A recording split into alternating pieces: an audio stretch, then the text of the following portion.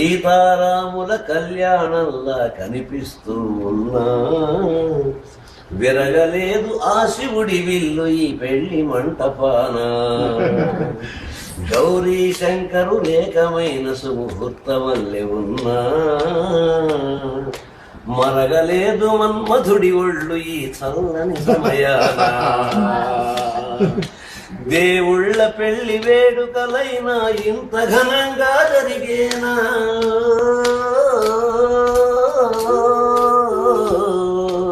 దేవుళ్ళ పెళ్లి వేడుకలైనా ఇంత ఘనంగా జరిగేనా. అనుకుని కనివిని ఎరుగని గంటను కనులారా కనరండి. తదుపరి కబురుల వివరములడుగక బంధువులంతా తరలండి.